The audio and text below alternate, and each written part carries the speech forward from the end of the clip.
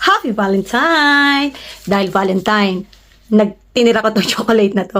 Galing pala to kay Ate Van ko from UAE. So, hindi siya yung original na ano, pero ito try natin. Mukha naman ding masarap. Kanape, pistachio, milk chocolate. O, diba? So, try natin. Ay! Naku naman. Try! Ooh! Look the kanape. Look. Slay. Alin nga natin? Whoop! Saan? Ayan. Mayroon naman siyang kanape, but very thin lang si kanape. Pero tikman natin. Yummy! Mararamdaman mo yung kanape. May crunchiness. Ay! Grabe. Yummy din.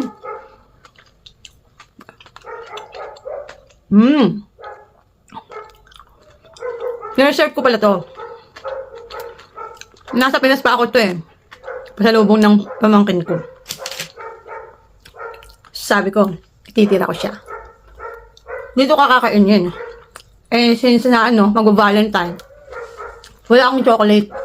Ubus ko na yung silindor ko. Kaya ito na lang. Ay! Grabe. Hindi nakasawa. Nagme-melt siya. Ay, bibig. Kaya napaka-thin lang nung feeling niya. Kagaya ng feeling niya sa akin. Ugot. Sinong siya? Wala nga. Walang may feeling sa'yo, bebang. Feelingera ka lang talaga. Ba't ba napunta sa feelings? Feeling yung pinag-uusapan natin. Anyway, siya okay yung feeling niya. Nipis lang. Makapal po yung ginawa ko. Pero the best. Yummy. Yummy din. Milk chocolate. Bagay, nakalagay dito. Wala naman nakalagay na ingredients na meron siyang. Ba't nga ganun? Wala nakalagay na may pistachio siya. Wala nakalagay.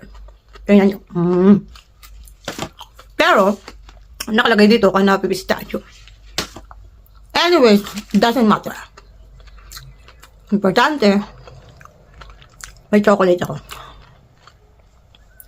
Natikman ko. From UAE. Ayun lang. Bye.